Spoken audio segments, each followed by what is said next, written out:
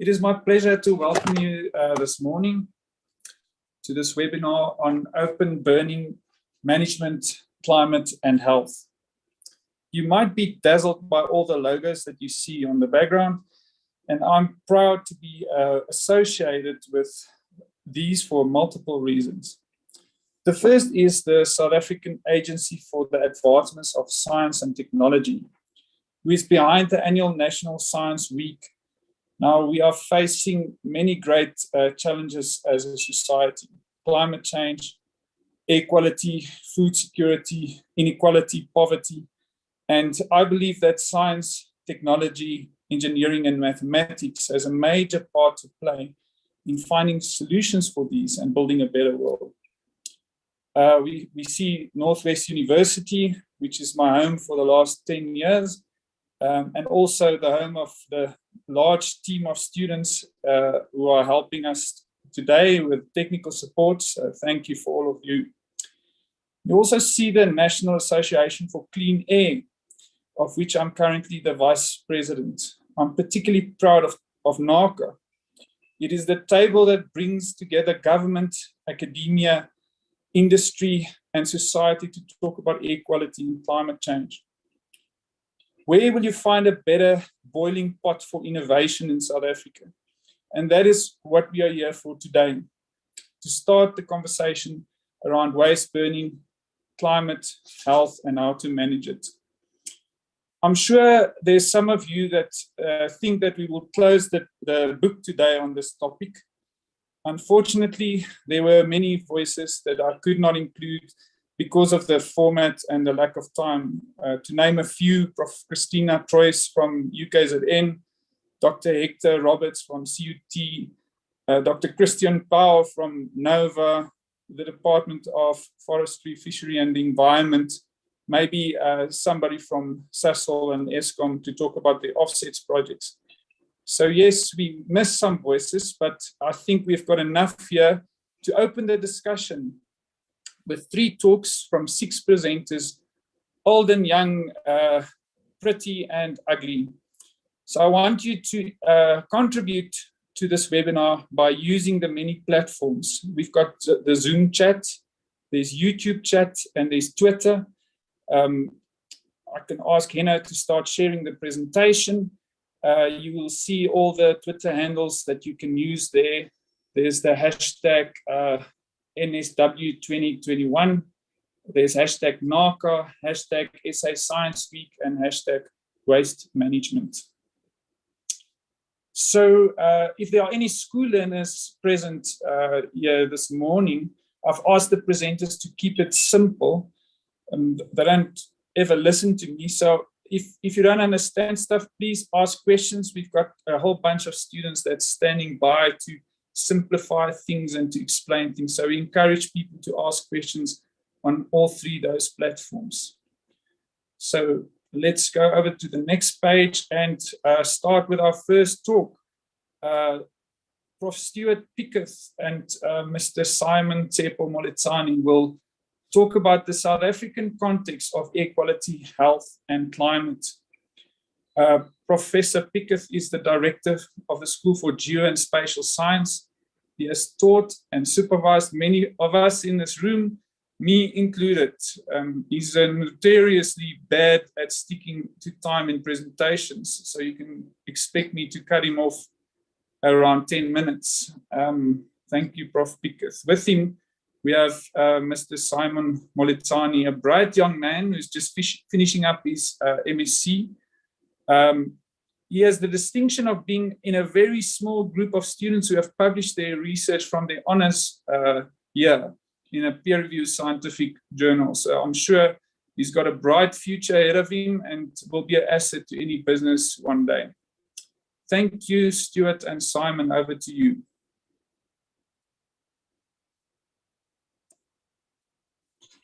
Thanks, Roelof. I'll just share my screen to start my presentation. Can you confirm that it's all being shared?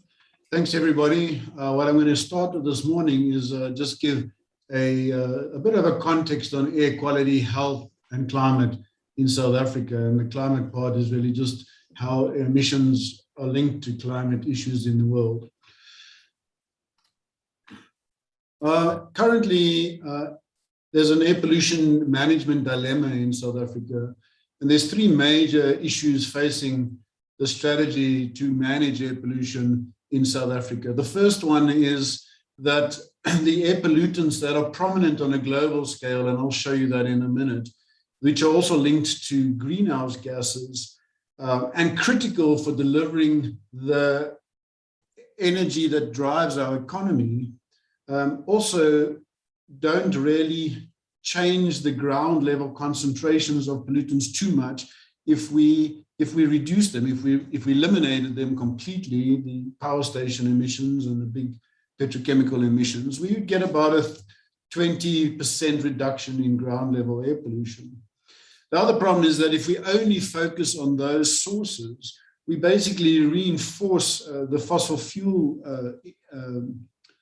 burning that we do to generate our energy, and probably extend the life of some of our power stations, which from a greenhouse gas emissions point of view would be not a great idea.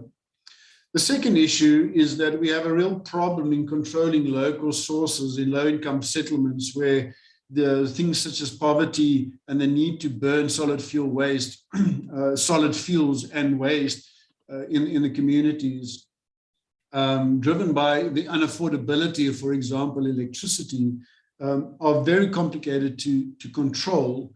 And these things are linked directly to poverty. And so the one thing that we don't want to do while we manage air quality is to penalize people that are already struggling to keep their houses warm and to cook their food with the energy from electricity.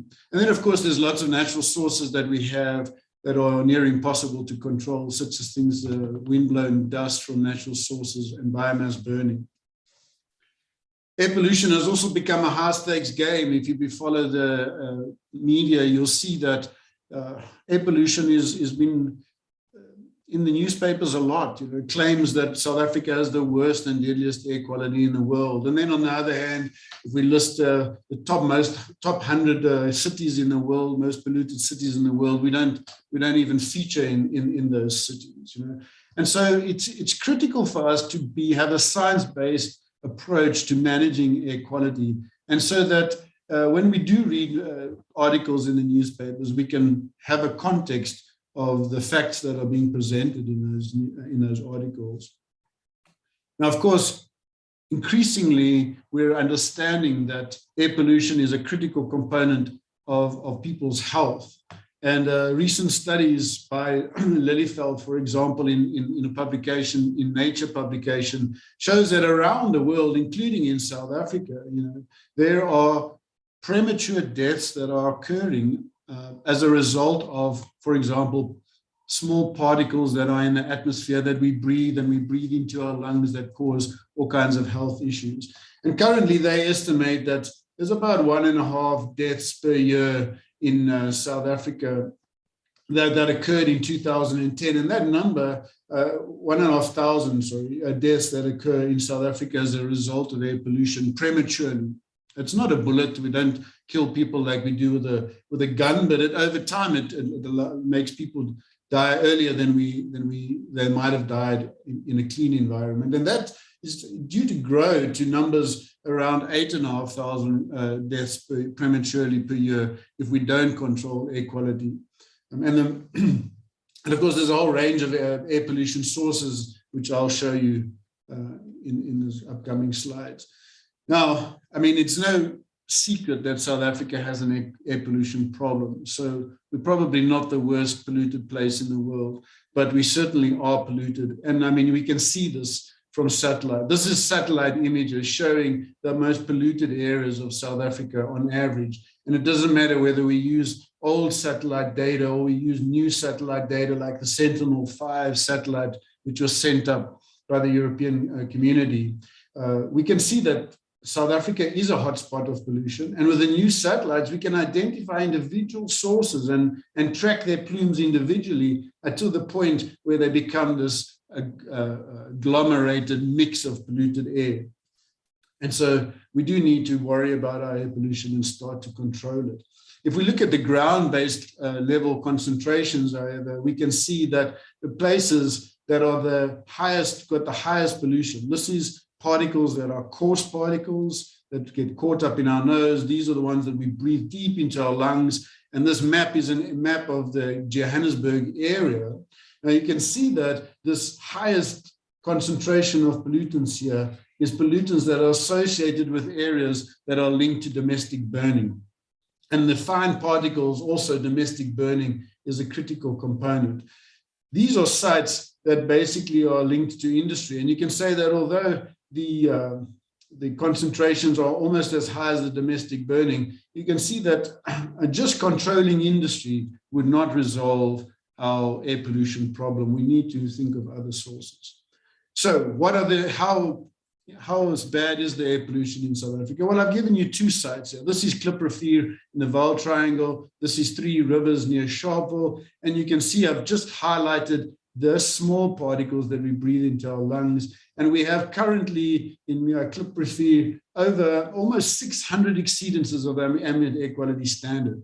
I mean, that's an unacceptable number. What we're allowed is around 20. We have almost 600. At Three Rivers, we basically have near to 200 of the daily average. If we look at the annual means, we basically exceed the annual mean almost every year in these areas. So air quality in these low-income areas, as well as Three Rivers, which is a historically affluent area, basically air pollution is a problem. And we've measured indoors at people's houses, and you can see that indoors the concentrations are even higher, right? So this is households that burn wood or coal for their energy use, and you can see that concentrations reaching in the night times up to 300 micrograms per cubic meter, very high concentrations relative to the ambient standard. And even in houses that don't burn solid fuel in these townships, basically we have concentrations which are far exceed the ambient air quality standard. So both in the ambient environment, in other words, outside, and in the indoor environment, we have problems that we need to resolve. So how do we figure out how to resolve this problem? Well, we do source apportionment study. That's basically, we take samples, we look at the chemistry, and we try to decide which sources are contributing the most. And we've done this at many sites around South Africa now, and Simon will show you some of the results from Sharpville specifically. But you can see that the things that are coming out of this are clearly residential burning, dust. I mean, obviously power stations are a critical component, and waste burning, which is one of the focuses of today's webinar. We know what the major sources are. We know what the main emissions are from the big power stations and the big industrial sources. And here you can see where they've been summarized. And you can see that the electricity generation for SOx, NOx, and PM10 are really high from electricity generation and from industry. From domestic burning, for example, it seems like a much lower contribution. But this is the emissions that we're measuring in the low-income townships need to be controlled, which is where people are breathing the air. So that's the challenge that South Africa has. So we need to take into account other sources, sources such as unpaved roads, motor vehicles, burning of waste, as you can see in these pictures, and also biomass burning. So my take-home message in this very short presentation is South Africa, like many developing countries, has air pollution problems. Of course, large industries are a significant contributor to the emissions, but we need to be also managing and controlling sources where people are breathing the air at low levels, and that's a much more complicated problem. Low-level emissions from residential combustion, waste burning, unpaved roads, lead to high levels of exposure to air pollution. We need to understand the drivers in the community, in order that we don't waste money, huge amounts of money, sort of, big percentages of our gross domestic product onto interventions that are going to have a very low impact on people's health. We don't have the money to do both. We need to, at this moment, prioritize. Much more work needs to be done to look at the drivers and also to make sure that we target the right emissions to get the best results from a health impact point of view. So at this stage, I'm going to hand over to Simon, who will give you a perspective on air pollution in Sharpeville.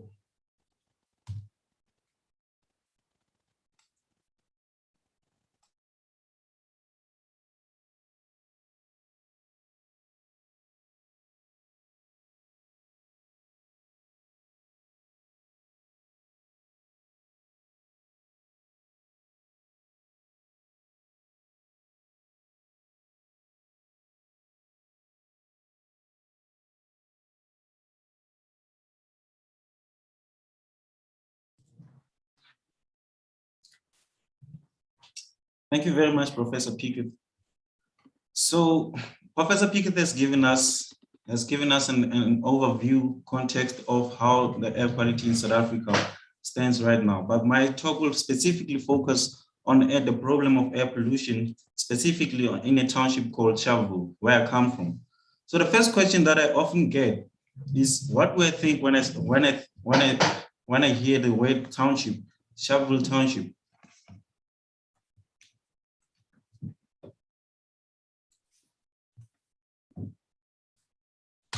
As a resident of Sharpville, when I think of my community, this is the picture that comes to my mind. What you see in the screen is one of the epic soccer events called the annual Moletsane tournament. Before the COVID pandemic, this event used to be held every year during the school holidays of the winter season at Sharpville. During the Moletsane tournament, the soccer fans from different townships, including Everton, Sebokeng, Orange Farm, and Soweto, would come in numbers at the James and Pepsi grounds to support the soccer teams of their respective communities. For the community of Sharpville, this used to be the time of the year when the spirit of Ubuntu was at the highest, as the people would reconcile their differences and unite and share the common aspiration, which is to win the tournament. Sharpville is a low-income settlement located in the Vaal Triangle Airshed Priority Area, and it is positioned between two towns, namely Vanderbijl Park and Vereeniging. It falls within the influent local municipality and has a total population of 37,599 people. Despite Sharpville being a vibrant township, my community is faced with serious environmental problems. One of them being high concentration of particulate matter. We now know that the average 24 hours PM2.5 concentration in Sharpville is frequently beyond the 24-hour national ambient air quality standard of 40 microgram per cubic meter, almost throughout the year. However, Professor Piketh, Professor Roelof, and myself were quite interested in figuring out what are the contribution of different sources to particulate concentration in Sharpville. We therefore conducted a study that was aimed at estimating the contributions of different sources to particulate matter concentration, particularly during the winter period. To achieve this, we sampled particulate matter on filters in Sharpville during the period of winter and analyzed these filters to determine the contributions of different sources to particulate pollution in my community. And this is what we found. Important sources that contribute to PM2.5 concentration in my hometown, as shown in the pie chart on the left, are industries, coal combustion, domestic, and waste burning. For larger particles, which are PM10, as shown by the pie chart on the right, dust particles and traffic emissions are also important. It is evident by evaluating these pie charts that waste burning, it is the second highest contributing source of the larger particles, which are called PM10 after dust. So now the question becomes, is there something that we as the community of Sharpville do to resolve the issue of waste burning, open waste burning in Sharpville? The answer to that question is yes. For the past years, we have had community-driven projects in Sharpville which were specifically focused on transforming informal dumping sites into recreational parks. The initiative came about as a result of residents being not happy about the dumping sites that were being formulated close to their houses.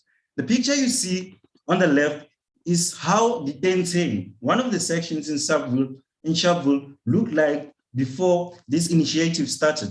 And on the right hand, what you see is how the Gauteng currently looks like as I speak. It took the community 4 months to transform informal dumping site in the Gauteng into a recreational park. It is evident that taking ownership of our township slowly bears fruits and brings the change that we want to see in our community. However, due to lack of resources and support, this initiative fails to keep up with the number of informal sites in Sharpville as they rapidly keeps on increasing. Then the question becomes, based on the sources that we have identified in the social apportionment study that we've conducted, what should be done to resolve the problem of particulate pollution in Sharpville?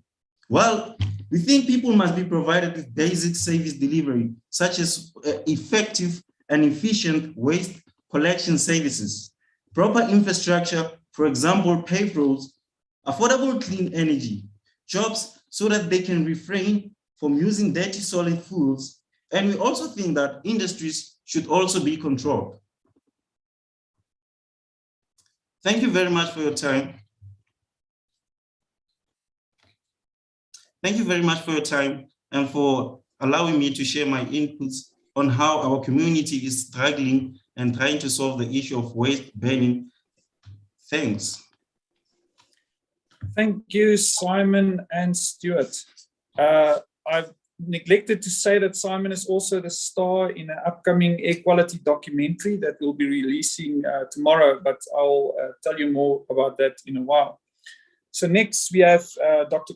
Claudine Roos and a team. She's going to be bringing the topic of air quality and waste much more closer together. She is the chair of the Environmental Management Program at the Northwest University. She has the unenviable distinction of supervising the most graduate students in the Faculty of Natural and Agricultural Science. She's also a mum and a very busy lady. She has a keen sense of humor, which I guess you need if you are supervising so many students. With her, she's got Mr. Ofentse Rabaji. He completed his master's degree in environmental management under her on this topic. He is also part of the NCP CSIR national program that focus on capacitating young science and engineering students, which is very applicable to the event today. We are happy that you're here, Ofentse. And then lastly, Ms. Aneska Richter, who completed her honours degree with a focus on waste and air quality last year. She's currently a very capable intern with us at the Northwest University. She will talk about her own research in her honours year, and hopefully she will finish her MSc on the same topic next year. Over to Claudine and her team.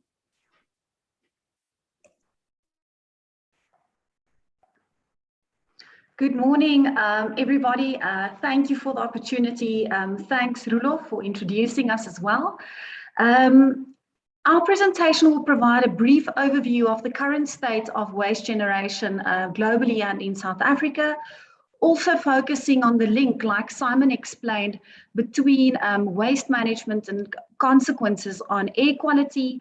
And lastly, Ofentse and Aneska will present the findings of their research. So, despite various efforts to avoid and reduce waste generation, most waste-related research predicts that waste generation will significantly continue to increase over the next 50 to 100 years, especially in the developing world. The Global Waste Management Outlook by UNEP states that waste generation will rapidly continue to grow due to population growth, urbanization, and developing economies. The report predicts that waste generation may stabilize in the developed countries, but projects that the generation of waste will increase in the developing countries. The World Bank Group also forecasts a significant increase in waste generation and expect that the world will produce an average of 3.4 billion tons of waste per year by 2050. Now, focusing more specifically on the African context, the Global Environment Outlook 6 Regional Assessment Report for Africa highlights that poor waste management practices are one of the largest contributors to pollution and land degradation. The report further emphasizes the adverse impacts that the uncontrolled burning of waste may have on air quality. The African Waste Management Outlook similarly reports that waste management in Africa is largely characterized by uncontrolled dumping, open burning, and limited cases of landfill diversion and proper landfill disposal. In the South Africa State of Waste report, the Department of Environmental Affairs highlighted issues related to weak law enforcement, weak governance, low public awareness, and generally negative attitudes towards waste management, insufficient budgetary provisions by local government, and also waste service backlogs, often leading to illegal dumping and also the associated burning of waste. The management or the mismanagement of waste has the potential to cause adverse health effects and pollution of the environment. For the purposes of this presentation, we will focus on the possible consequences of waste management on air quality. So Simon has already, and Prof. Stuart already alluded to some of the impacts, especially waste burning and the impact on air quality. But some examples of how waste or waste management activities may impact on air quality include the decomposition of waste in landfill sites, causing the generation of methane gas, the controlled incineration of hazardous and healthcare risk waste, or the co-processing of waste, for instance, waste being co-processed with coal in cement kilns, for example. But these are usually regulated through the National Environmental Management Air Quality Act's emission standards by means of atmospheric emissions licensing. The uncontrolled burning of waste is, however, a massive cause for concern, since it is usually unlawful and therefore cannot be regulated. Examples of uncontrolled waste burning may include the burning of waste by informal waste pickers to get access to certain materials. For instance, the burning of waste tires to get access to the wire inside of the tires, or even the burning of electronic waste to get access to some of the e-waste components.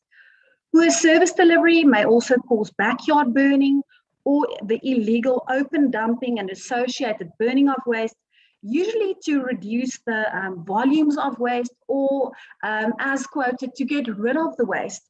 But as we know, the laws of energy conservation says that nothing gets destroyed, only converted from one form of energy to another. So therefore, the consequences of waste burning may include various emissions such as carbon dioxide, particulate matter, dioxins, furans, polycyclic aromatic hydrocarbons, and also unintentional formation of PCBs, dependent on the composition of the waste.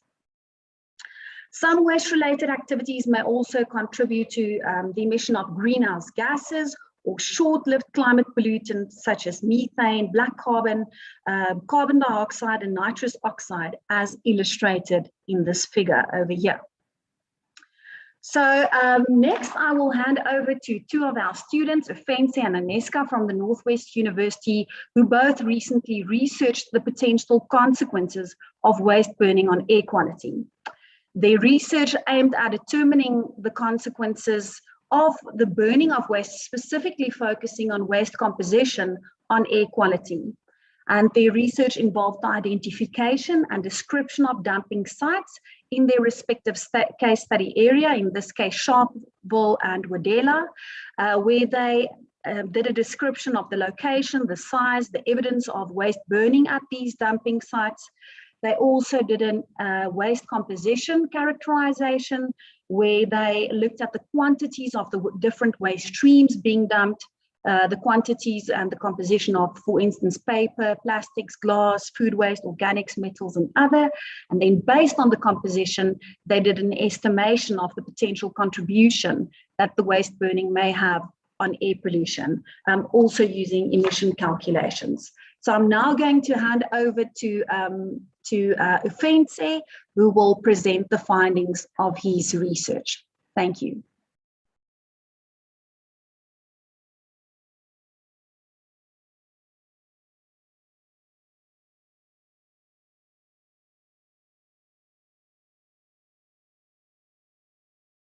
Ofentse, you are still muted. Sorry for interrupting. Sorry about that. I'd just like to take this opportunity to say thank you to you, Dr. Roos, and Prof. Roelof for honoring me with this opportunity to come speak about my research, particularly in this very important week of everything science. Yes, my research actually focused on the potential impact of waste burning on air quality.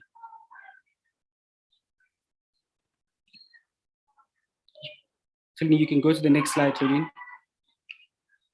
All right, so my research was actually based in Sharpville, as Simon has also mentioned, because his research was also based on Sharpville.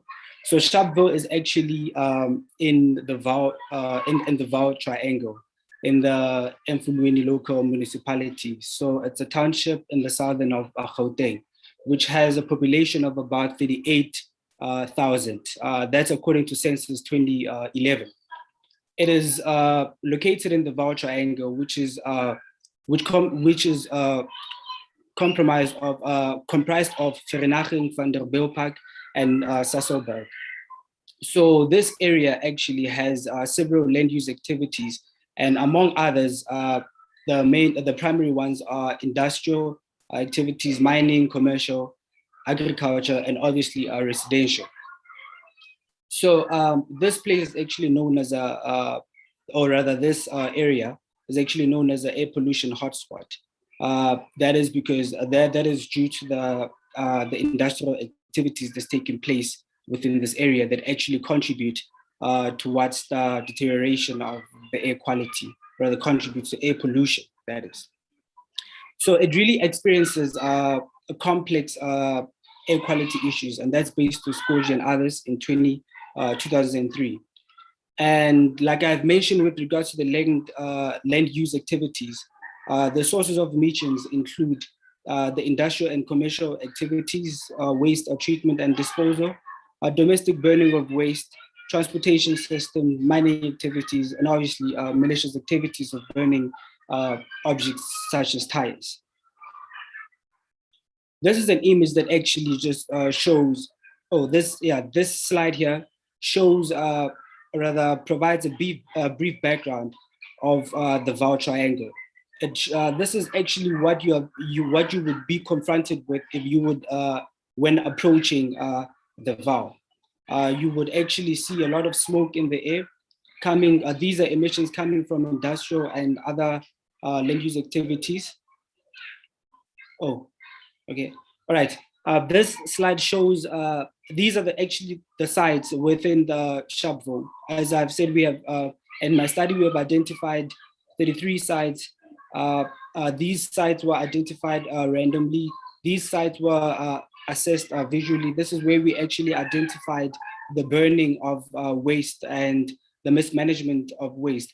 And we realized that this actually took place because due to minimal services of waste management services. So people would actually resort to just piling up waste wherever they find a place that's unoccupied. And as soon as it piles up, they would also resort to burning it. And that would actually lead to emissions that rather the production of pollutants that would be emitted into the air. So basically, when we started with the site characterization, we had identified 33 waste dumping sites. These were scattered throughout Sharpville. They were randomly chosen.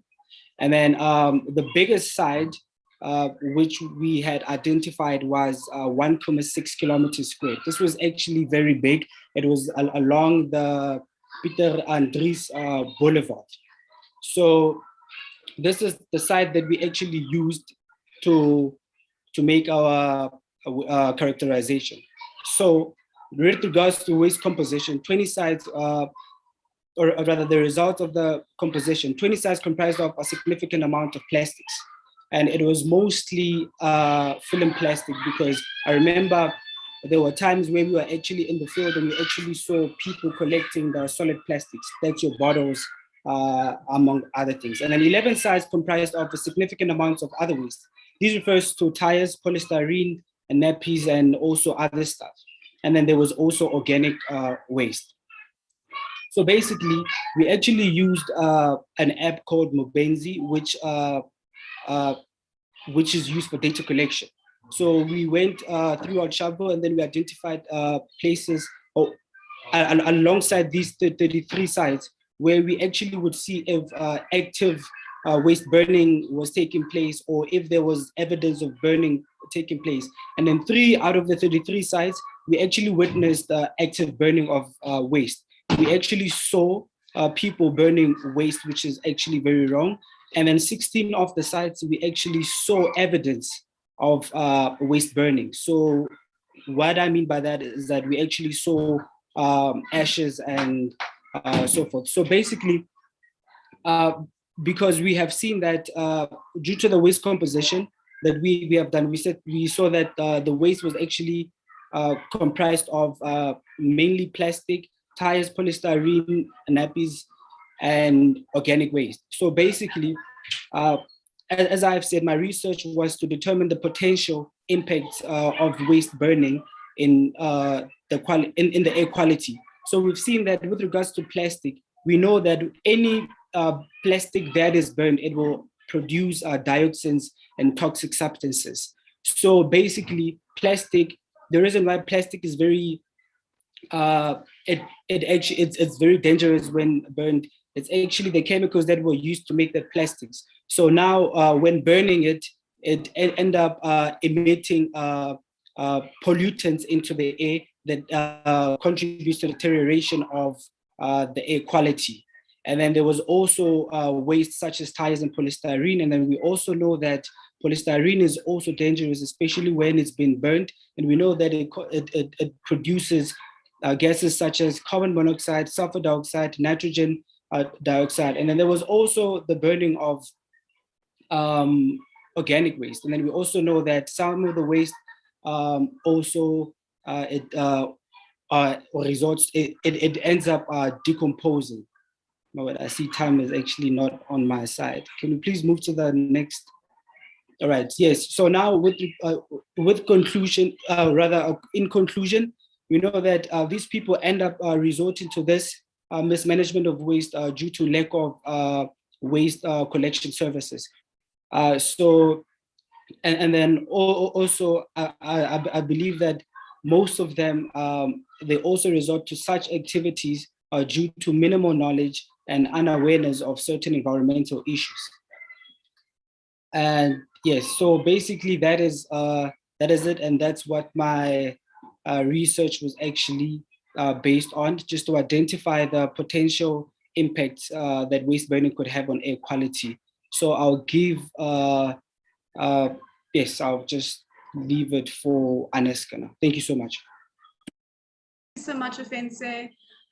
Okay, so my study was the contribution of informal waste burning in Wadella to ambient particulate matter. So as Dr. Claudine explained in the above section, there is an issue with weak governments resulting into communities finding alternative ways to dispose of it, which leads to informal waste burning and dumping.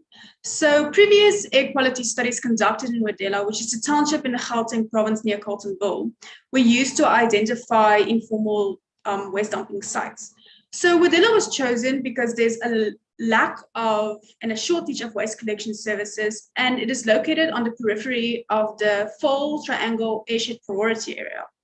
So most of the households work on the Carletonville mines that is located right next to the settlement, and dominated sources that contribute to air quality in Wadella is mostly windblown dust from the mines, and then a small amount of traffic emissions from the national road, among other sources.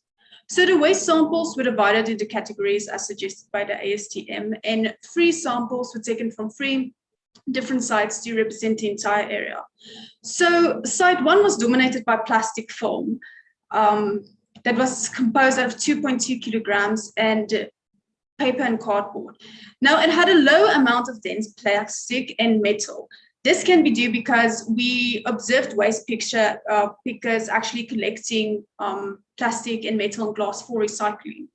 Site 2 was the biggest sample site, and it was located next to a road. And the dominating composition was organic waste that excluded food and plastic film, which consists out of 40% of that waste sample.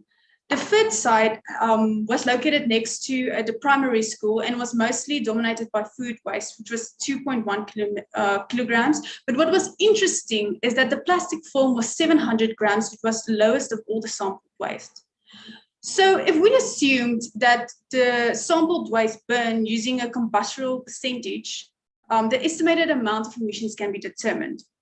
So as the formula stated, the E sample is the estimated particulate matter emissions released when the waste sample is burned hypothetically. The WT sample is the waste sample of all the sites in the different categories, and the C frag is the combustible percentage. And then the EF is the emission factor for the PM particulate gas. So PM 2.5 was 11.9 grams and PM 10 was 9.8 grams. So the plastic film and the dense plastic were combined to calculate the total plastic emissions. So if all the plastic were burned, which was 6.7 kilograms, only 2.3 kilograms will burn. The plastic was the largest waste fraction of the waste composition and had the highest percentage combustibility. The combination of all plastic should increase the amount of emissions released in the area. So this contribution of plastic waste and what it has to air quality in Wadella should be relatively high, while metal and glass take longer time to burn or need to burn under extreme temperatures, which result into a lower contribution. So the degree to which waste dumping and waste burning may contribute to PM emissions in Wadella was investigated. The waste collection services being a problem in Wadella in the community resulted into it being dumped alongside the road. The waste of all the waste samples primarily exists out of all plastic and polystyrene, which was more than 25%. So the PM emissions of burnt waste can differ depending on the composition of waste generated in the area. So it's important to have a better understanding of the waste composition in a South African context. And this gives us a clear idea of how to link waste composition and air quality to improve the waste management and then ultimately improve air quality. Thank you. Thank you, Claudine, Ofentse, and Aneska for those interesting presentations. I'm sure there might be some of the municipal authority on this webinar. And if you think that we are throwing you under the bus, it would be good for us all to remember that the urban growth rates we are experiencing in Africa are the highest in the world, right? So in some time in the last decade, South Africa reached 3.5%, which means that we are doubling the sizes of cities every 20 to 30 years. In some parts of Africa at the moment, it's closer to 10, 15 years. So this problem that we're talking about is very relevant for South Africa, and it's going to become even more relevant for the rest of Africa. So it's good that we have an expert about this in our midst. Prof. Godfrey is a principal scientist at the CSIR and an extraordinary professor at the Northwest University. She has a PhD in engineering and more than 20 years of experience on today's topic. She's a well-published author, and we are very happy to have stolen some of her time for today's webinar. Over to you, Prof. Linda. Thank you very much, Roelof. Let me just see if I can share my screen. If you can just stop on your side and then I'll, perfect, thanks. There we go.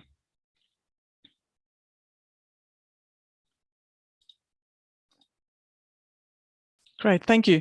So I think it's great having gone last in the session today, because I think what I'd like to touch on really just I think reinforces some of the,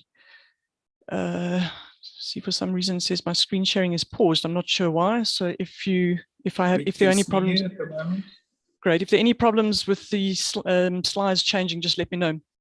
So I think basically just to reinforce some of the really important messages that have come out from the session this morning. I think first of all, just to highlight this point, Roelof, you spoke about, that municipalities, I think, are feeling a lot of the strain with regards to the management of waste. And sometimes I think it can be incredibly overwhelming in terms of all of the issues that they need to deal with, from illegal dumping and littering to the disposal of hazardous waste, the leakage of waste into the environment. We're seeing open burning of waste, the informal collection, the loss of a lot of recyclable waste to our landfills, and then the state of our landfill sites as well. And certainly in terms of today's topic, in the media over the last year, sort of year and a half, we've seen a number of sites where we've experienced open burning, whether it's been intentionally set alight, or accidental, in terms of during winter, very often informal reclaimers start fires to keep warm, and very often it spreads. And so there are a whole host of reasons as to why we are seeing the open burning of waste. But certainly it's been picked up in the headlines of a number of newspapers and media outlets over the last year and a bit. And this is not just an issue facing South Africa. We've seen this in the broader SADC region as well, up into Africa, and certainly across most developing countries. The issue of open burning is really an issue that plagues the waste sector. So what does the waste sector look like in South Africa? We've seen some of the figures from the presentations before this. I'm not going to repeat all of these numbers, but really just to highlight a few key points. I think the first one is, if you look at our general waste streams, some of the big waste streams that dominate our waste sector is really firstly organic waste, and we've seen this touched on in some of the earlier presentations: ash and slag, construction and demolition waste. And I think the important thing to stress here is that while certainly we've made progress in terms of... Linda, your slides are actually stuck. So we only seen your first slide. Well, this is most odd.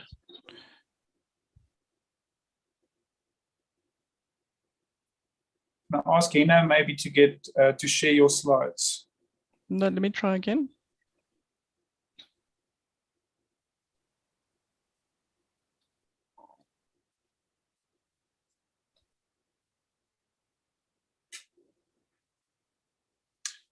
We've seen your, not your presenting slide, that's right.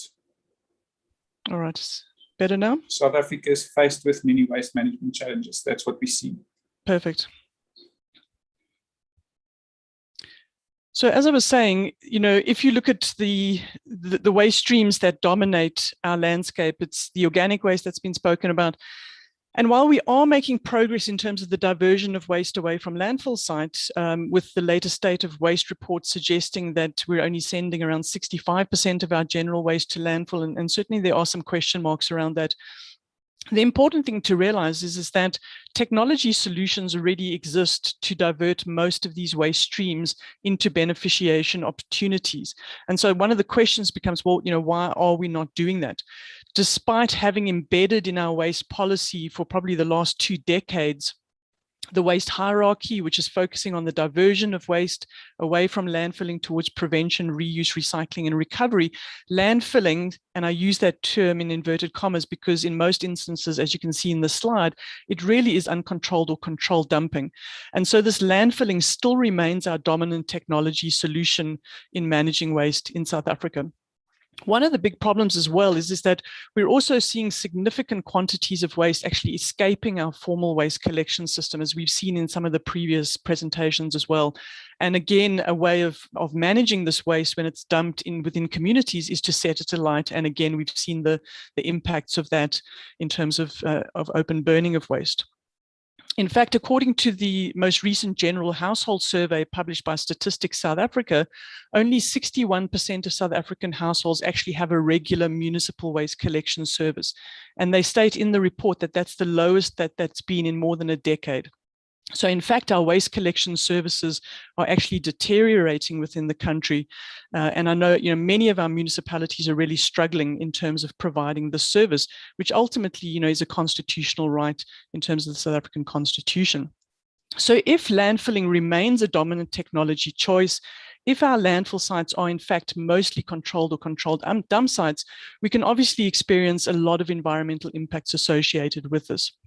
In terms of, the fact that we don't have daily compaction and cover of our waste leads to issues around windblown litter, for example. The fact that we're not necessarily always managing our water associated with these dump sites then impacts upon, groundwater, upon surface water quality, the infiltration of rainwater, the generation of leachate, etc. The fact that we're still dumping so much organic waste, things like food waste and garden waste, to these disposal sites, the breakdown of this waste, produces various gases which contribute to South Africa's greenhouse gas profile. And in fact, most consistently across our greenhouse gas emission inventories, and certainly the latest one, which I think is the 7th one, it shows that the waste sector is the second largest contributor in terms of methane generation to the country's profile. So again, the practice of disposing of these waste streams to our disposal sites is having significant air quality impacts. I've spoken about this issue around the uncontrolled and open burning of waste, and we've seen from previous presentations what that means in terms of air quality impacts and associated health impacts, very often this taking place in close proximity to our communities. And then the fact that we're in fact losing a large quantity of recyclables to these dump sites, thankfully, collected by our informal waste sector, who for them, they're earning a livelihood from the collection of these materials, but still the loss of resources to our disposal sites.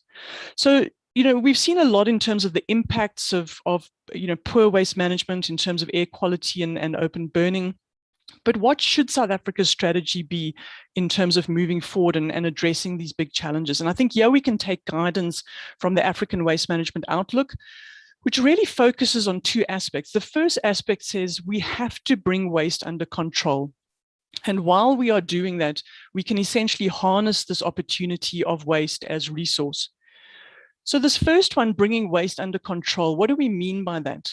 The one thing that I cannot stress enough is that really city cleansing and basic street cleaning, collection of waste is the foundation of every integrated waste management system. Before we even start talking about fancy things of recycling and waste to energy and all of those kinds of things, we have to get the basics right in terms of keeping our cities and our towns clean. And that means providing a regular waste collection service to all. The second thing is that once we've collected that waste needs to go to an appropriate engineered landfill site. So we have to phase out our uncontrolled and controlled dump sites and move towards more regional sanitary engineered landfills. And in parallel to this point around harnessing the opportunity of waste as resource, it's really around this diversion of waste away from landfill and moving it up the hierarchy. We have to develop local end-use markets to be able to absorb these waste streams as resource. So if you look at organic waste, for example, the single largest general waste stream produced in South Africa, that could quite easily be diverted into composting, it could go into biogas recovery, or it could go into higher value product recovery. Our construction and demolition waste, our building waste, could go into alternative building material. There is a lot of opportunity for reuse and recycling of our paper and packaging waste, our plastic, our paper, metals, for example, and then refurbishment and repair of electronic waste. And the one thing that I always try to stress is that just diverting these three waste streams away from our landfill sites could theoretically divert anywhere between 60 to 70%, if not more, of our municipal waste away from landfill, which really leaves just sort of that last maybe 30%, which could then go to more engineered regional disposal sites. The other thing as well that I touched on before is, the technology solutions already exist to deal with many of these waste streams. And, South Africa is probably 20 to 30 years behind many developed countries when it comes to managing waste, so we can learn from them in terms of what works, but also important in terms of what doesn't work. And we could literally drop technologies into South Africa tomorrow to deal with these waste streams. Importantly, that they need to be appropriate technologies for South Africa, and probably some level of adaptation and localization. But the question is, which technologies? Should we be pursuing composting of organic waste, or should we be pursuing anaerobic digestion and biogas recovery? And I think this is one of the things that we're sort of figuring out, is what is an appropriate technology response for South Africa? Should we go the route of high temperature waste to energy thermal destruction, or should we in fact be driving more of a recycling economy and more of a circular economy? So I think in terms of, the strategy that as a country we really need to adopt is, for me, I would say we need to look at a strategy of zero of those 3 waste streams to landfill: no organic waste, no construction and demolition waste unless it's processed and used as cover, and certainly no paper and packaging waste. The first 2 waste streams fall very much within the responsibility of local government. For paper and packaging, we now thankfully have extended producer responsibility as a policy instrument. And so the responsibility now starts to fall onto producers and onto industry to deal with this waste stream. We have to have strict enforcement on the operation and management of all of our landfill sites, whether public or private. This will lead to significant increases in costs of landfilling, which we must see if alternative waste treatment technologies are going to become economically viable. And then thirdly, is we really do need an enabling environment. We need the right policy instruments, the right economic instruments, incentives, for example, to drive this kind of strategy. And very importantly, the role of public-private partnerships and the private sector in terms of unlocking these growth opportunities. And I believe that through these 3 steps, we can essentially, push this waste away from landfill site. We can divert it to alternative waste treatment technologies. This leaves that last 30% or so of waste to go to these regional engineered landfill sites. And all of this really creates opportunity for us to generate new jobs and new livelihoods within the South African waste sector. There certainly are, still some research questions and some evidence needs in terms of, being able to support this strategy. What would a strategy like this cost for South Africa? What are the right policy instruments that we need to put in place to create this enabling environment?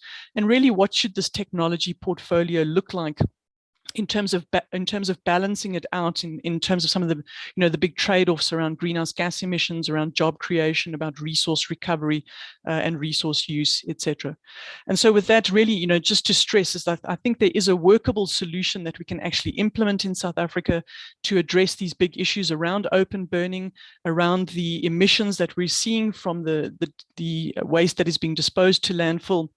It's really just a case of, having the right political will, having the right mechanisms in place, both in local government and within the private sector to drive these. But certainly, I think we're on the right path, but there's still a lot more that needs to be done in terms of addressing our waste problem. Thank you very much, Roelof. Thank you, Linda, for a great talk. There's a little bit of time left for some questions. Maybe let's first go to Stuart. There's a question around climate. Can you maybe talk about what this link is between waste burning, emissions, and climate? Is that posed to me, Roos? To Stuart. Yeah, thanks, Roelof. So, the main link between burning of any kind and climate is that, of course, if we burn, ultimately we release significant amounts of greenhouse gases. So whether you're burning coal in a power station, which of course is, the power industry is by far the biggest emitter of greenhouse gases in our country and on the continent, actually. But if you burn anything, effectively, ultimately, you're releasing greenhouse gases. At the same time, while you're releasing those greenhouse gases, of course, you're also emitting pollutants, criteria pollutants, such as SO2, sulfur dioxide, nitrogen dioxide, and particulate matter, which, of course, all have health implications. And so the big challenge is to be able to find ways of managing the burning, the emissions, and finding sources where we can derive the highest co-benefits of managing both the emissions of greenhouse gases to reduce burning, as well as reducing the emissions of criteria pollutants, such as sulfur dioxide, nitrogen dioxide, and particulate matter. So the real link between burning of any kind and the climate is, of course, the emissions of greenhouse gases into the atmosphere, which are an anthropogenic force of the climate. Thank you for that. Then maybe a question for Aneska and Ofentse. There were some people who were talking about how important it is to be getting a grip on what the percentage of waste is that actually can burn and that can lead to these emissions that Stuart's talking about. One of the two of you, do you want to maybe expand on how you went about to do this in your research, and what do you think you can do? What did you learn from those methods? And unmute yourself, Aneska. Sorry. So I used literature about other studies that figured out how to use what type of what amount of waste is burned. But questionnaires is one of the options. So you can use questionnaires in communities to ask them, you know, how much of the waste are you dumping and how much of that do the community or do the households burn itself? That's one option I can think of. I don't know if Ofentse has another view on it. Ofentse, tell us about how you got your hands dirty, maybe. Explain to us how you actually went and checked what was the waste composition. All right. Thank you so much, Prof. Roelof. So basically, what we did was we went site by site and then we literally went and assessed the waste. So, but most of the places that we had identified were on the outskirts. Like I had said, the biggest one was along Andries Pieter Boulevard. So we basically went into the waste, and then we would identify a certain portion of the area and then assess it visually. And then we would actually also see what waste was actually burned, you know, because most of the organic waste would take long so to dry up. So most of it will literally burn half and then just be there and then end up decomposing. But most of the evidence that we actually saw was the burning of plastic, because when plastic is burned, you can actually see it there. And then and also things like paper and also tins and so forth. Those are the ones that we could actually see, you know, that this is the type of waste that was burned according to the evidence that was captured at the site. Thank you so much. Thanks, Ofentse, and I must say I enjoyed your background, kids and kid noises. I'm assuming you're busy at school there, so that's in the spirit of National Science Week.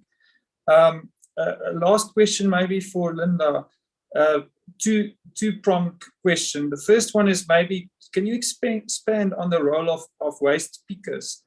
I remember reading that they actually make a significant contribution to recycling in South Africa.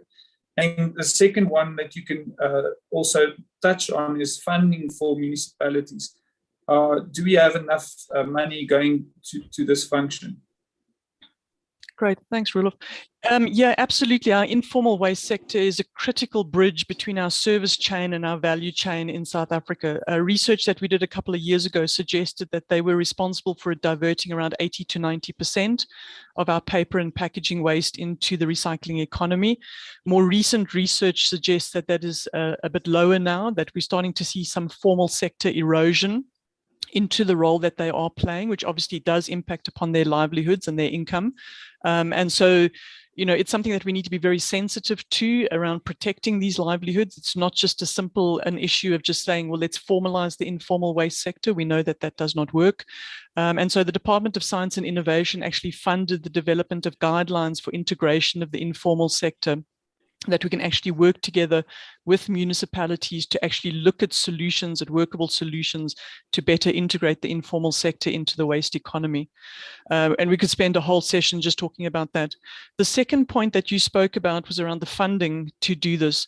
And this is a tricky one because, you know, very often when we speak to municipalities, they say, you know, we just don't have the money to implement this kind of simple strategy just around, you know, basic waste collection service delivery. I always tend to push back on that, and that if you look at National Treasury figures, you know, the last I saw, it was about 11 billion rand that was allocated from National Treasury to local government in South Africa for waste services. And so the question is, you know, are we using the 11 billion rand effectively? Is it really that we don't have enough money, or is it around how we're using that funding? I know certainly for some municipalities it is an issue, especially where there's a very high indigent population, which is not able to pay for services. And then I think another issue which we see more and more emerging in South Africa is we see this decline in willingness to pay for services, this kind of erosion of the tax base. And that is a very real concern, because once you start to have breakdown in trust, you know, of citizens living in a city, and we start to have breakdown in trust in willingness to pay for services, it really starts to just spiral down from that. And once you have that kick in, it just becomes really, really difficult for a municipality to actually give effect to its constitutional responsibility. So I think it is a complex landscape. There are a number of things that we do need to look at and address in this. But I certainly think, you know, we're starting off with at least with a healthy pool of funding being directed into waste management. But yes, there are other things we could be doing as well. Thank you.